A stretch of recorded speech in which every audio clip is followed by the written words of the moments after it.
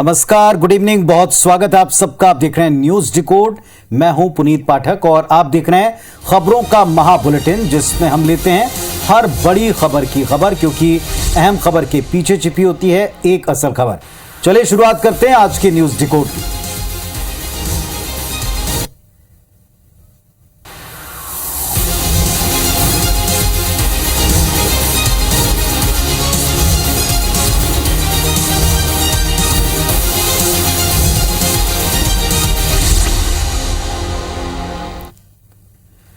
पहली खबर चंडीगढ़ यूनिवर्सिटी से आप तक पहुंचा दें, जहां कल जमकर हंगामा हुआ। छात्राओं का वहां नहाते समय का एक वीडियो बनाया गया और इसे लेकर जमकर बवाल कटा। छात्रों के प्रदर्शन का तीसरा दिन रहा आज। यूनिवर्सिटी को 6 दिनों के लिए बंद किया गया। क्या और कैसे विवाद शुरू हुआ, देखें पूरी खबर।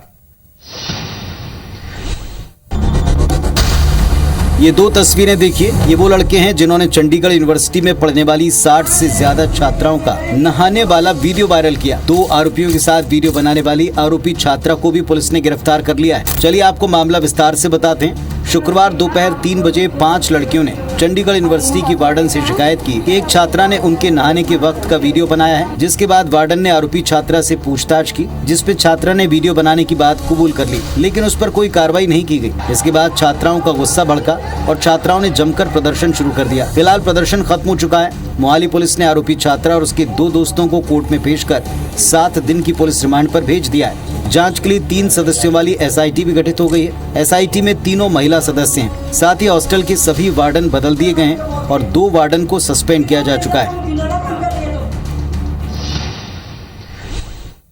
तो दरअसल ये सवाल पूरे सिस्टम का है और साथ ही साथ एक घृणित सोच का, मानसिकता का है। हमारे समाज के लिए ये बड़ी घातक है। हमारा समाज और सिस्टम, इसमें कहां ये लैक है, कहां कमी है, इस बात को समझना बहुत जरूरी। चलिए इन सारी परिस्थिति को डिकोड करते हैं। नहाते हुए छात्राओं का वीडियो किसी और ने नहीं, बल्कि उनकी अपनी एक स्टूडेंट साथी ने, छात्रा ने बनाया। क्या उस छात्रा को यह बात नहीं पता कि यह कितना गलत काम है और इसका किस कदर मिसयूज हो सकता है? उसके पुरुष मित्रों के, उसके दोस्तों के कहने पर उसने वीडियो बनाया और उन तक पहुंचाया। सवाल यह भी उठा कि कहीं ये छात्रा और उसके पुरुष मित्र अश्लील वीडियो वाली किसी वेबसाइट के जरिए पैसे कमाने की फिराक में तो नहीं थे, क्योंकि ऐसा भी हो रहा है आजकल। दूसरी बात, यूनिवर्सिटी प्रबंधन की कमजोरी, इसको आप कह सकते हैं। मामला सामने आया, यूनिवर्सिटी प्रबंधन को तत्काल इसमें हरकत में आना चाहिए, लेकिन दबाने, छिपाने या कोई और वजह से उन्होंने ऐसा नहीं किया और इस वजह से छात्राओं का गुस्सा भड़का, क्योंकि वो अंदर से डरी भी थी और आक्रोशित भी। कुछ पीड़ित लड़कियां आत्महत्या करने तक के लिए मजबूर हो गईं। बहरहाल अब पुलिस के सामने ये सारा प्रकरण आ चुका है, हंगामा हुआ है और इतने बड़े प्रोटेस्ट के बाद अब उम्मीद ये कि पूरे मामले को पुलिस संजीदगी से तुरंत हल करेगी, दोषियों को कड़ी से कड़ी कार्रवाई के तहत सजा दिलवा कर रहेगी, क्योंकि निश्चित तौर पर ऐसे मामले जिस किसी के भी साथ होते हैं उसका अपना पूरा आत्मविश्वास जा सकता है, जैसा यहां इस कैंपस में कई लड़कियों के साथ हुआ। अब बात है एक अहम फैसले की। छत्तीसगढ़ हाईकोर्ट की डिवीजन बेंच ने अपने महत्वपूर्ण फैसले के तहत प्रदेश के इंजीनियरिंग और मेडिकल कॉलेजेस में 50 से ज्यादा 58% तक जो आरक्षण कर दिया गया था, उसे असंवैधानिक करार दिया है। चीफ जस्टिस अरूप कुमार गोस्वामी और जस्टिस PP साहू की बेंच ने याचिकाकर्ताओं की दलीलों को स्वीकार करते हुए कहा कि किसी भी स्थिति में आरक्षण 50% से ज्यादा नहीं होना चाहिए। हाईकोर्ट में राज्य शासन के साल 2012 में बनाए गए आरक्षण नियम को चुनौती देते हुए अलग अलग 21 याचिकाएं दाखिल की गई थी, जिस पर कोर्ट ने करीब 2 माह पहले फैसला सुरक्षित रखा था। ये फैसला आज सुनाया गया। राज्य शासन ने वर्ष 2012 में आरक्षण नियमों में संशोधन कर अनुसूचित जाति वर्ग का आरक्षण 4% घटाते हुए 16 से 12 कर दिया था। वहीं अनुसूचित जनजाति का आरक्षण 20 से बढ़ाते हुए 32% किया था। इसके साथ ही अन्य पिछड़ा वर्ग को आरक्षण 14% यथावत रखा गया था। अनुसूचित जनजाति वर्ग के आरक्षण प्रतिशत में 12% की बढ़ोतरी और अनुसूचित जाति वर्ग के आरक्षण में 4% की कटौती को लेकर हाई कोर्ट में जनहित याचिका दायर की गई थी। तो 50 से ज्यादा 58% आरक्षण का फैसला डॉक्टर रमन सिंह के कार्यकाल का है, जिसे अब कोर्ट ने अस्वीकार किया। इस पर कांग्रेस और बीजेपी के रिएक्शन कैसे हैं, देखें आप। आज फैसला आया है और अभी हम लोग जो आरक्षण किए हैं उसके हेड काउंट कर रहे हैं और उसको फिर हाई कोर्ट में रखेंगे। तो जो हम लोग बढ़ाए हैं उसके तैयारी हमारी चल रही है, लेकिन पिछली सरकार ने जो बढ़ाया था तो उसके खिलाफ में फैसला आया है। आज कोर्ट का फैसला है, इसका मतलब है कि वर्तमान सरकार ने इस पूरे मामले को उतनी गंभीरता से नहीं लिया। तो कुल मिलाकर आप देख रहे हैं दोनों पक्षों के बीच में जिम्मेदारी एक दूसरे पर भी डाली जा रही। देश में आरक्षण यानी रिजर्वेशन का मुद्दा सालों से चला रहा है। आज आरक्षण के कुछ अहम पहलू हैं जिनको हम डिकोड करते हैं। आजादी के पहले प्रेसिडेंसी रीजन और रियासतों के एक बड़े हिस्से में पिछड़े वर्गों के लिए आरक्षण की शुरुआत की गई थी। उनके लिए कुछ हक रिजर्व किए गए। महाराष्ट्र में कोल्हापुर के महाराजा छत्रपति साहूजी महाराज ने 1901 में पिछड़े वर्ग से गरीबी दूर करने और राज्य प्रशासन में उनकी हिस्सेदारी तय करने के लिए आरक्षण की शुरुआत की। फिर 1908 में अंग्रेजों ने प्रशासन काल में जिम्मेदारी या हिस्सेदारी तय करते हुए आरक्षण की प्रक्रिया को आगे बढ़ाया। 1921 में मद्रास प्रेसिडेंसी ने सरकारी आदेश इस बाबत जारी किया जिसमें गैर ब्राह्मणों के लिए 44%, ब्राह्मण, मुस्लिम, भारतीय, एंग्लो और ईसाइयों के लिए 16% और अनुसूचित जातियों के लिए 8% आरक्षण की व्यवस्था की। 1935 में भारत सरकार अधिनियम 1935 के तहत सरकारी आरक्षण को सुनिश्चित किया गया।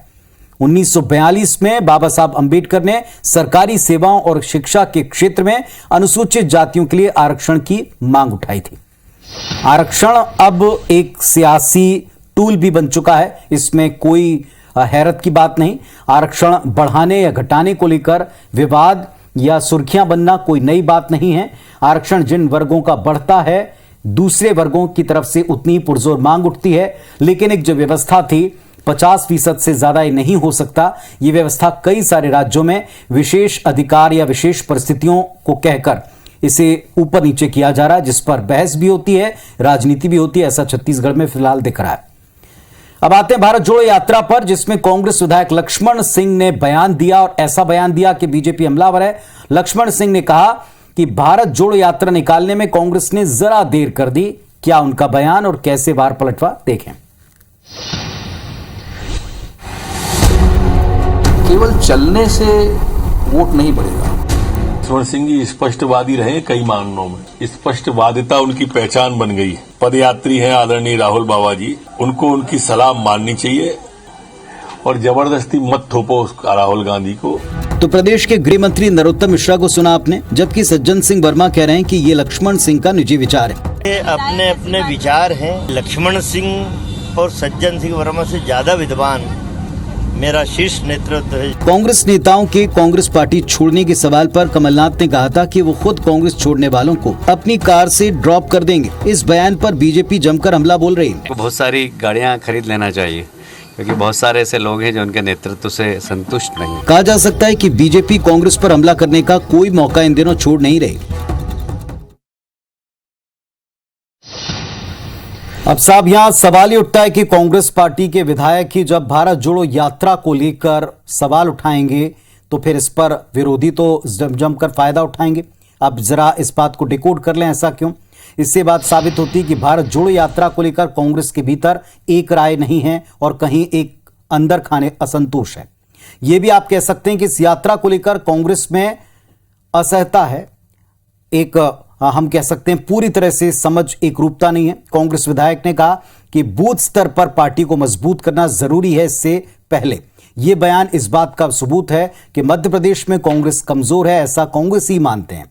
हम नहीं कह रहे। कांग्रेस के विधायक का यह बयान अपने आप में ही अंदर की परिस्थितियां सामने लाता है।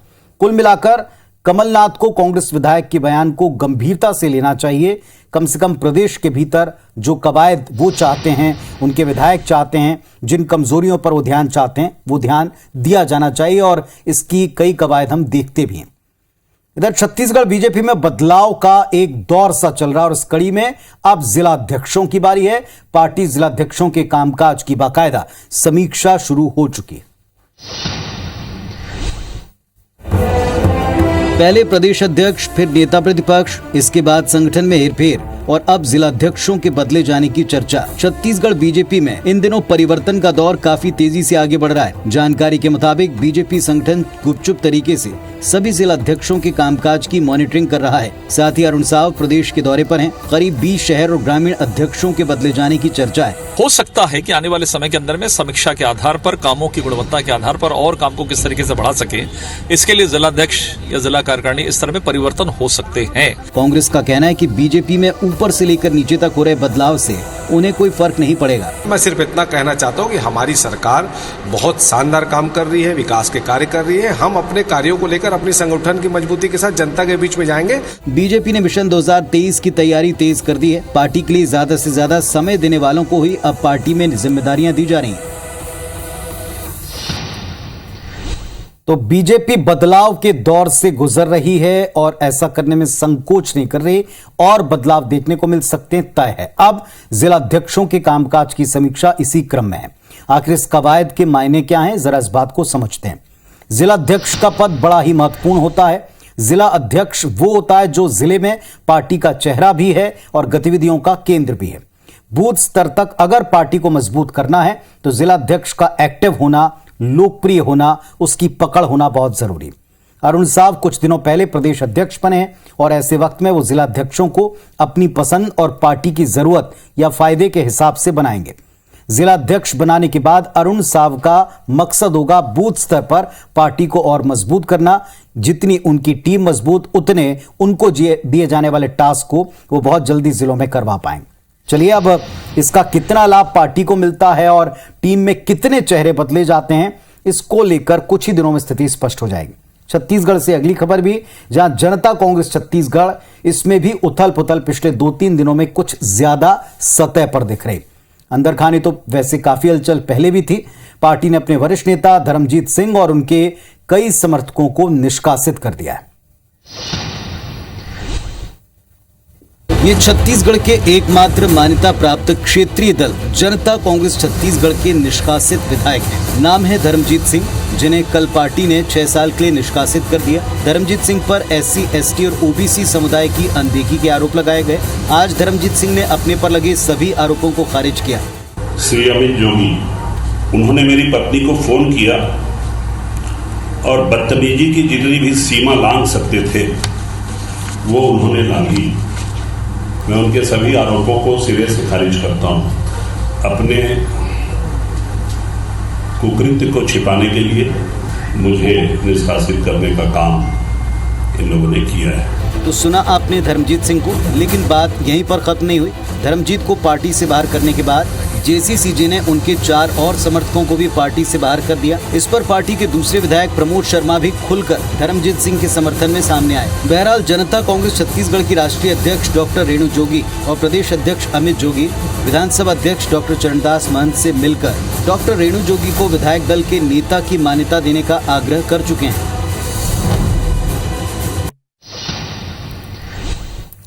और इस पूरे मामले में छत्तीसगढ़ के पूर्व CM डॉक्टर रमन सिंह ने अपनी प्रतिक्रिया में क्या कहा, ये भी सुन लें। ये निर्णय उनका है। यदि भारतीय जनता पार्टी में आने का निर्णय ये दोनों विधायक लेते हैं तो पार्टी विचार करेगी। तो सवाल बड़ा सिंपल है जो सबके जहन में इस वक्त है कि धर्मजीत सिंह, उनके समर्थकों को पार्टी ने निकाला क्यों। सवाल यह भी उठता है कि इस पूरे घटनाक्रम के पीछे दरअसल चल क्या रहा है, हो क्या रहा है, आगे क्या हो सकता है, डिकोड करते हैं। दरअसल JCCJ ऑपरेशन लोटस की चपेट में आ गई थी, ऐसा भी कहा गया। दावा यह कि JCCJ के 3 में से 2 विधायक भाजपा में शामिल होने वाले थे और इसके लिए 20 सितंबर की तारीख तय हो गई थी। पार्टी को आशंका थी कि धर्मजीत सिंह पार्टी का भाजपा में विलय न करा दें। कहने का अर्थ ये कि छत्तीसगढ़ में शिवसेना वाला फॉर्मूला जो महाराष्ट्र में पिछले दिनों हुआ, कहीं वो इस्तेमाल ना हो जाए। JCCJ के 3 विधायक हैं। विधायक दल के नेता के साथ एक और विधायक के अलग होने से और भाजपा में जाने से दल बदल विरोधी कानून प्रभावी नहीं रहता था। इसके बाद लोग पार्टी का भाजपा में विलय करा देते, ऐसे कयास लगाए जा रहे हैं। लेकिन समय के ठीक 2 दिन पहले नेतृत्व को इसका पता लगा या उन्होंने इस पर 2 दिन पहले संज्ञान लिया। नतीजा सबके सामने, धर्मजीत सिंह और उनके समर्थकों को अब पार्टी से बाहर कर दिया है। चलिए, आने वाले वक्त में इसके असर प्रदेश की राजनीति पर कितने पड़ते हैं, यह देखा जाएगा। चलिए परीक्षाओं की तैयारी करने वाले छात्रों की बात करते हैं। मध्य प्रदेश में जहां मुख्यमंत्री शिवराज सिंह चौहान ने आगामी पीएससी परीक्षा के लिए आयु सीमा में उनको 3 साल का रिलैक्सेशन अतिरिक्त छूट प्रदान की। देखें, मुख्यमंत्री शिवराज सिंह चौहान ने ओवर एज हो रहे अभ्यर्थियों के लिए एमपीपीएससी परीक्षा में आयु सीमा बढ़ाने का फैसला किया। इसका फायदा उन तमाम स्टूडेंट्स को मिलेगा जो कोविड काल में परीक्षा न होने के चलते ओवर एज हो गए। इसके बाद सभी छात्रों ने मुख्यमंत्री से आयु सीमा में छूट की मांग की थी। अधिकतम आयु सीमा में एक बार के लिए 3 साल की बढ़ोतरी की जाएगी। पीएससी की जो अधिकतम आयु की सीमा थी उसमें 3 साल की वृद्धि की जाएगी एक बार के लिए, ताकि इन बच्चों को न्याय मिल सके। दूसरी ओर इंदौर में भर्ती प्रक्रिया और परीक्षा परिणामों की लेट लतीफी को लेकर एमपीपीएससी दफ्तर के बाहर अभ्यर्थियों ने जमकर प्रदर्शन किया। उन्होंने एमपीपीएससी पर छात्रों को लगातार धोखा देने का आरोप लगाया। अभी फिलहाल तो 2019, 20 और 21 की जो भर्ती प्रक्रियाएं हैं उनको क्लियर करना जरूरी है। कुछ नहीं होता है, 18 से कंटिन्यू ऐसे प्रेपरेशन कर रहे हैं पर अभी तक कुछ नहीं हुआ। अब घर वालों से बहुत प्रेशर है कि शादी कर देंगे या फिर कोई प्राइवेट जॉब देखो। बहरहाल सरकार ने आयु सीमा में 3 साल की छूट दी, जिससे अभ्यर्थियों को थोड़ी राहत मिली। अब उन्हें इंतजार है विभिन्न परीक्षा परिणामों के जारी होने का।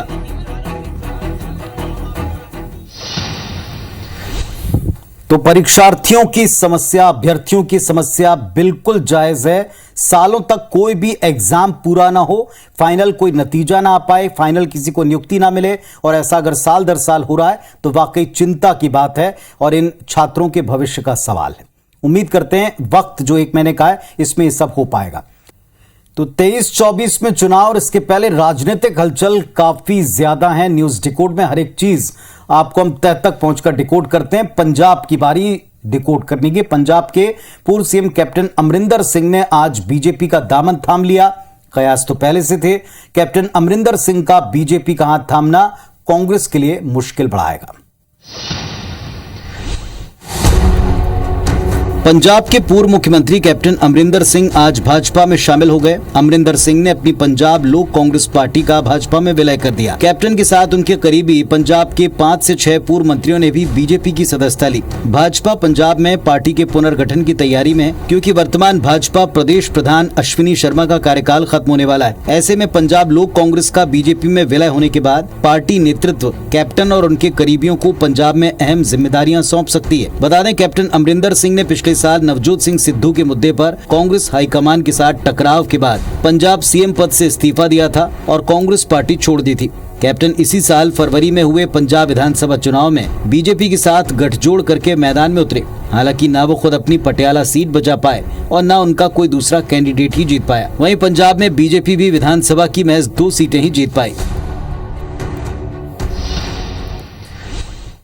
तो सालों तक पंजाब में कांग्रेस का चेहरा रहे कैप्टन साहब अब बीजेपी के दामन को थाम चुके हैं। आखिर इसके क्या मायने हैं, जरा इस बात को समझते हैं। गोवा में कांग्रेस लगभग खत्म हो गई। राजस्थान में कांग्रेस के भीतर जमकर गुटबाजी है। पंजाब में आम आदमी पार्टी ने कांग्रेस को सत्ता से बेदखल कर दिया है। पंजाब में कैप्टन कांग्रेस का एक मजबूत स्तंभ थे, लेकिन कांग्रेस का शीर्ष नेतृत्व पंजाब में कांग्रेस को संभाल नहीं पाया। इसी तरह जम्मू कश्मीर में कांग्रेस का चेहरा आजाद अब पार्टी से आजाद हो गए। कुल मिलाकर हम ये कहना चाहते हैं कि कांग्रेस के शीर्ष नेतृत्व को इस पर निश्चित तौर पर चिंता करनी चाहिए, मंथन करना चाहिए। आखिर कमी कहां है? वक्त रहते डैमेज कंट्रोल न किया तो कांग्रेस को राजनीतिक तौर पर सरवाइव कर पाना मुश्किल पड़ सकता है। एक तरफ कुछ कोशिशें हैं जिस पर उन्हीं की पार्टी के लोग सवाल भी उठा रहे हैं। चलिए अब उत्तर प्रदेश आपको लिए चलते हैं। अगली खबर वहीं से, जहां एक योगी भक्त ने सीएम योगी आदित्यनाथ का बाकायदा मंदिर बना रखा है। रोजाना सुबह शाम भक्ति भाव के साथ उनकी आरती होती है, पूजा की जाती है। हाथ में धनुष, पीठ पर तरकश और उसमें रखे तीर। इस तस्वीर को देखकर आप हैरान हो सकते हैं। गौर से देखिए, ये उत्तर प्रदेश के मुख्यमंत्री योगी आदित्यनाथ की मूर्ति है, जिन्हें एक शख्स ने राम अवतार में दिखाया है। तस्वीर उत्तर प्रदेश के अयोध्या शहर के नजदीक की है, जहां पुरवा गांव के रहने वाले प्रभाकर ने सीएम योगी आदित्यनाथ का मंदिर बनवाया है। इसकी लागत तकरीबन 8,56,000 रुपए है। रोजाना सुबह शाम यहाँ पूजा आरती भी होती है। प्रभाकर एक यूट्यूबर है और योगी के समर्थन में अब तक 500 से ज्यादा गाने गा चुके हैं। प्रभाकर मानते हैं कि योगी राम और कृष्ण के अवतार हैं। प्रभाकर ने बताया कि उन्होंने संकल्प लिया था कि कि जो भी अयोध्या में राम मंदिर बनवाएगा उसका मंदिर बनाकर वो रोज उनकी पूजा करेंगे। इसके बाद राम मंदिर का फैसला आते ही उन्होंने सीएम योगी आदित्यनाथ का मंदिर बनवाया।